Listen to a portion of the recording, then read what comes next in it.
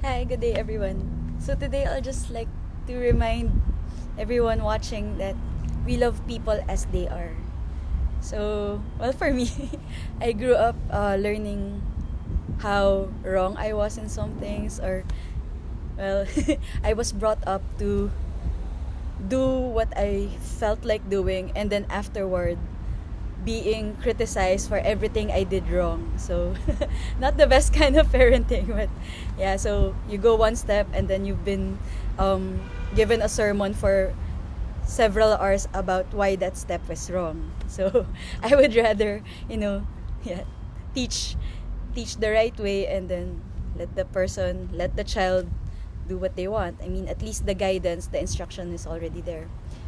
But anyway, what is life about but just a series of steps, good or bad, and we learn along the way, right? So, anyway, so going back to loving people as they are, why can't we just accept people for who they are? Uh, their good qualities, their bad qualities, their strengths, and their weaknesses. Same for ourselves. Why don't we accept people as we are right now? Why don't we accept that? And then just um, encourage each other to do better, to be better.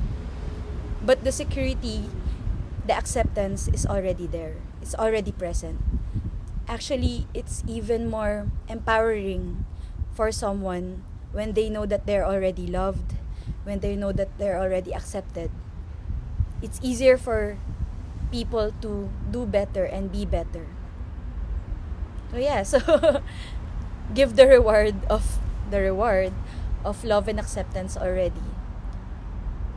Speaking of, why do we give love and acceptance as rewards in the first place, right? I love you if you do this. Love you if you can be more like this. I will love you if you are less like this. So, what is this? Business negotiation? Is this a contract? Right? Made me realize also that we tend sometimes to think of relationships with people as negotiations, as a job application. Right? I will accept you only if you meet this criteria, this checklist.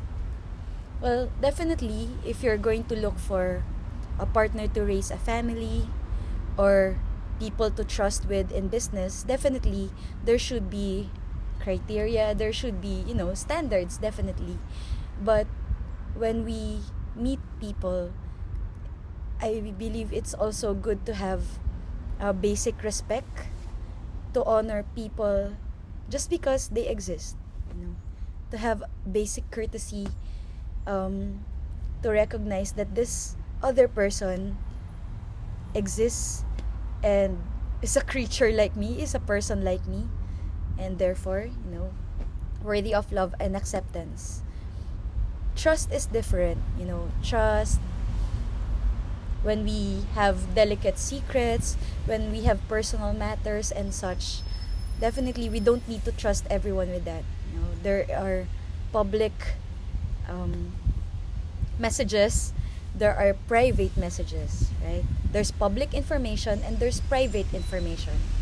There are things that are personal and there are things that are general for everybody's knowledge. But having said that, yeah, we can be more open, we can be more welcoming of everyone, we can even be more understanding. That we don't just mingle with those who are like us. We can even learn from and have good relationships with people who are different from us, with people who not necessarily meet our criteria. And what's to say if our criteria is our ultimate standards in the first place, right? We can change our minds.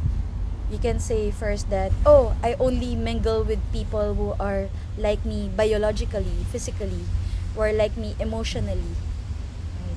Who are like me intellectually. Why?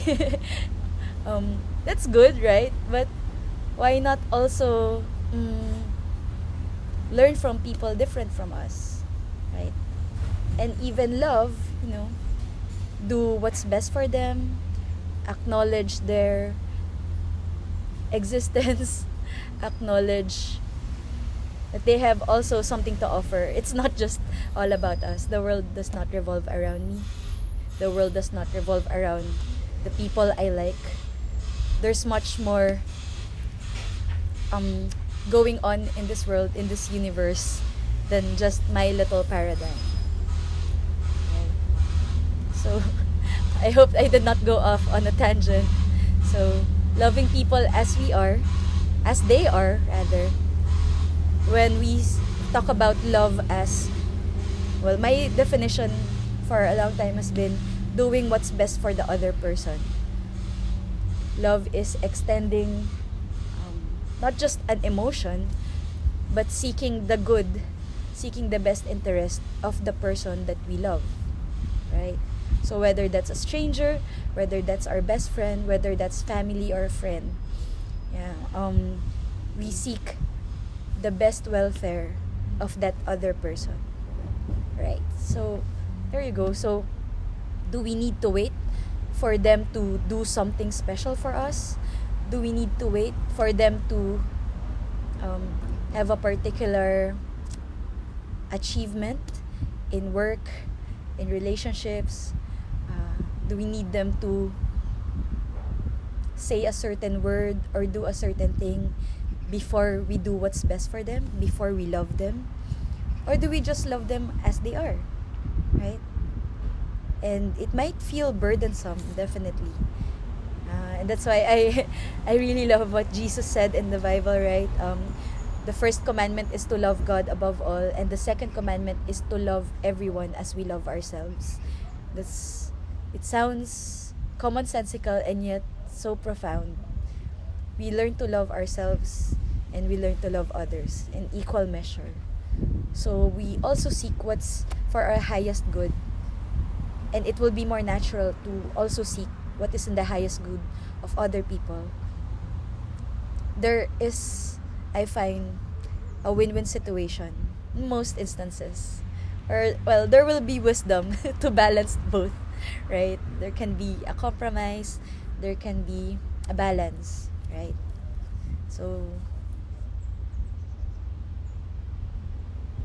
to avoid burnout, we also learn to love ourselves. We learn to receive love as well. We don't just give and give love until, we're drained out. We also receive love. And isn't that a much richer world when we all receive love and give love to each other? When we all seek each other's highest good, while also remembering ourselves, not neglecting ourselves. We still take care of ourselves, but also take care of others. It becomes natural. It becomes a habit because we do that for everyone. And whenever we feel burnt out, we rest. Whenever we feel burnt out or drained in giving love, we stop and just receive love first. Same for everyone. And isn't that better than a world where we always just get an eye for an eye, leaving the whole world blind, tit for tat, endless cycles of war, revenge, plotting and scheming, because we often feel that someone did us wrong, and then we'll do them wrong, and then we'll do them wrong, and then it becomes a vicious cycle of hate and revenge. Why can't we just have a wonderful, endless cycle of love and goodness, right? It sounds simple, but yeah. Maybe it's harder to do, easier to say. It's up to you. But yeah, some food for thought, and maybe just try. If it's easier for you to love others, and try loving yourself too. Receiving love from others. And vice versa. If it's easier to love yourself, then maybe try doing that same thing to others. So we also hear of the golden rule, right? Like, do unto others what we want them to do unto us. So it's a basic measure, right? Like, it's very tempting for me to gossip about others, but I wouldn't want others gossiping about me. So that's a personal check. Like, stop. I don't want to do this anymore because it hurts if I were in that position. So yeah, so we have that mirror. We have that internal check. So harder. Of course, it's easy to do, hard to say. It's easy to say, hard to do, but uh, um, that's one practical way to love. What else? Mm. It's also easier to receive love from others when we have already given that love to them. Okay? Mm. Right.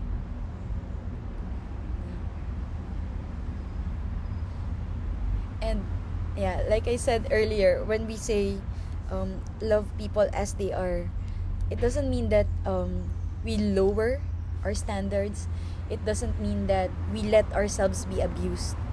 Definitely, we love ourselves also to stay away from uh, situations where we feel compromised or abused, right? But we can still do that while seeking other person's best welfare in mind. But the irony there, the paradox is, the more that we extend love to others, when they receive love, when they feel that love, and especially because it is unconditional, especially because it wasn't a reward, especially because they know also that they didn't deserve it, they will start to want to deserve it. They will start, ironically, to meet your standards, whatever it is, right? So, for example, you are good to someone who constantly disrespects you. You know, you respect yourself. Yeah, for example, I will respect myself. I will show that I don't like what that person is doing, but I will continue to be good to that person. I will continue to, speak well of that person. I will not take revenge. I will not do the bad thing that that person is doing, right?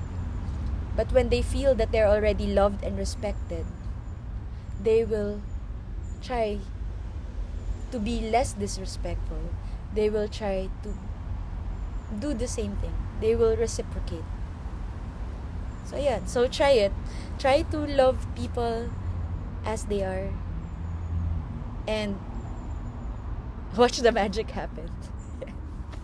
So it's wonderful, and yeah, better to have that wonderful cycle where everybody grows, everybody is honored and appreciated and helped. Yeah. It's way better than the vicious cycle of hate and revenge. So I hope I hope this helps. So thanks for listening. Have a great day. Bye bye.